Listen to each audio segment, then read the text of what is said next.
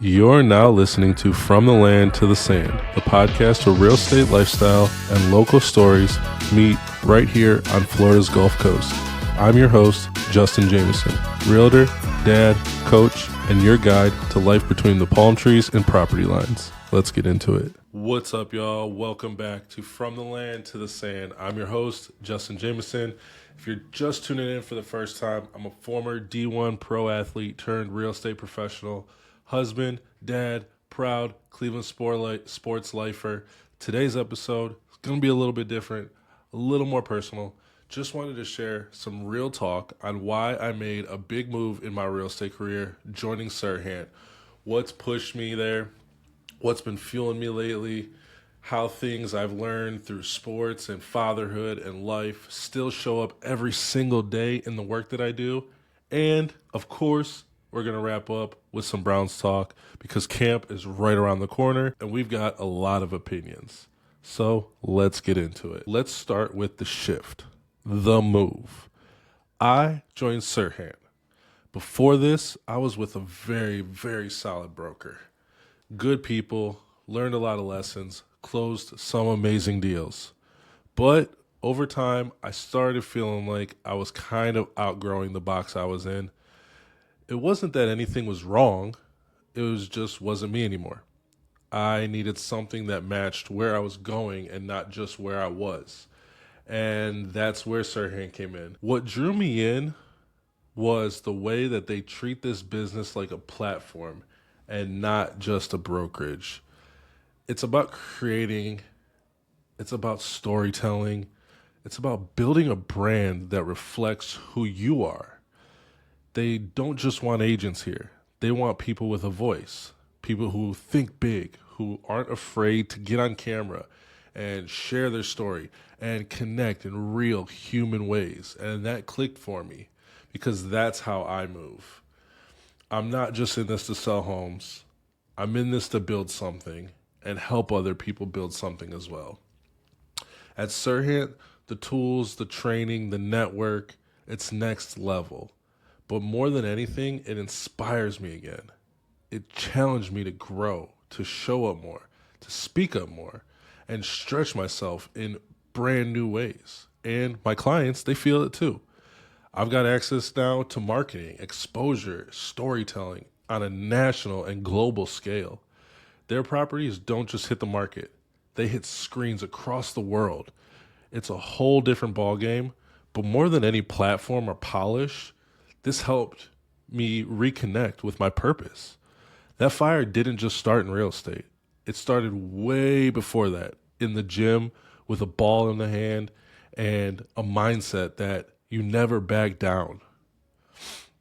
See, for me, that hustle didn't start in real estate. It started on a basketball field. It started on a baseball field. It started in the early mornings, those two-a-days, those film sessions, every single rep. The conditioning, it built something in me. It built something in you. This grit, this discipline, this edge, and that mentality. I carry it with me in every negotiation, every showing, every tough moment. I learned how to compete, how to stay ready, how to perform under pressure. And real estate is full of those moments. Yeah, at 6'10", I stand out. But being tall never helped me close a deal. What does? Showing up with integrity, listening, serving, and working harder than most people expect.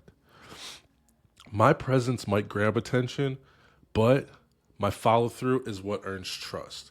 And now, as a dad to two amazing little boys, it's just different. There's a fire that's deeper now.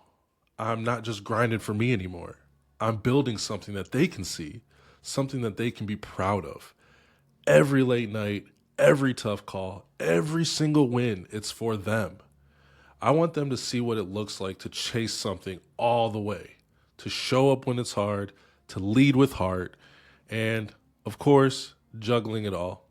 Coaching, parenting, business, it's a lot. But I've found that giving back, especially through youth sports, keeps me grounded. Coaching reminds me how to lead, but parenting reminds me why I lead. And at the end of the day, I'm not just chasing numbers. I'm chasing a legacy. And that's the win I'm ultimately after. All right, let's talk a little bit Browns talk. Yeah, it's already wild before the first snap of camp even started.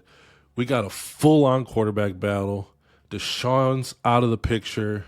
Now it's Joe Flacco, Kenny Pickett, Dylan Gabriel, Shedeur Sanders fighting for that top spot.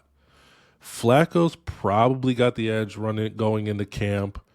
He's got the experience. He's calm under pressure. He knows the system. But Pickett brings mobility, and he might be the best fit long-term with Flacco being already 40 years old. Now we got Dylan Gabriel, third-round pick, sneaky impressive. They're calling that his elite processing speed elite and his superpower. And, of course, you got Shedeur, the buzz. The buzz is real. He's sitting fourth on the depth chart right now, fifth-round pick, slid in the draft. You know the story. I don't have to explain it to you. But Deion thinks that he could be the starter. Of course, I would say that about my son as well, but we'll have to see. It's all going to come down to camp. It's going to play out in the camp. It's going to play out in the preseason practices, the joint practices, the preseason games. I mean, come on. A Super Bowl MVP, a first-rounder, a college champ, and Deion Sanders' son in the same quarterback room. I don't think there's much more that screams Brown football in July than that. Do you? On the coaching side of things, Stefanski is going to take back more control of the offense this year, get back to the basics, that physical practices, that ground and pound identity that the Browns thrive on, that they've built their legacy on. I mean, that's Cleveland football. Ground and pound, hard nose, in the trenches football. Losing our own line coach last year, that one hurt. In Cleveland, the run game is going to have to be elite. And that's why we picked up 2 running backs in the draft. Now we got these issues with Judkins popping up, so Sampson's going to have to take on much more of a bigger role, as well as Pierre Strong and Ford. Can they do it? Can that run game be the identity for the Cleveland Browns this year? I guess we'll find out. On the defensive side of the ball, we are going to be relying on the defense a lot this year.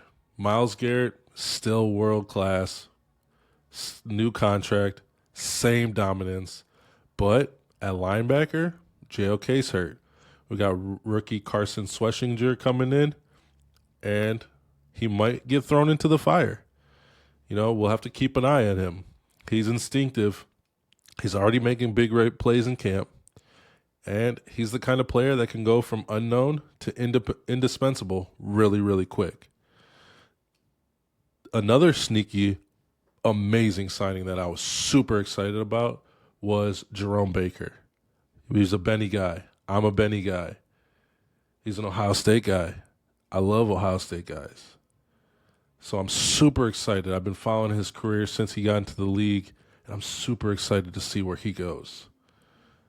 I would love to see him get back to his roots, playing at home, playing in front of his family, and a renewed energy that he can bring to the table.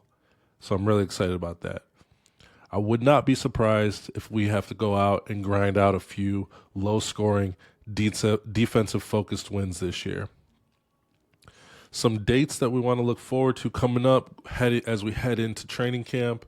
Rookies are reporting in 3 days, guys. 3 days. Where did this year go? July 18th, rookies report. Vets report on the 22nd. And the first full practice is on the 23rd. It's open to fans the 25th through the 4th. Joint practices start on August 7th and August 13th through the 14th with the Panthers and the Eagles. August 9th, 16th, and 23rd are the preseason games. We end out with the Rams on the 23rd. So, yeah, it's messy. It's unpredictable. But do we really expect anything less with our Browns? I don't think so. Not at all. And to be honest, that's why we love it, right? All right, guys, that's a wrap for episode 2. I appreciate you rolling with me today on this one. This one came a little bit from the heart in the beginning, ended with some Brown stuff. Love to end it on a lighter note, I guess you could say. We'll see how the season plays out. Probably in heartbreak again, but we're used to that at this point. So I'm grateful for every single person who's been a part of this journey with me, from the packed gyms to open houses, from game days to client wins.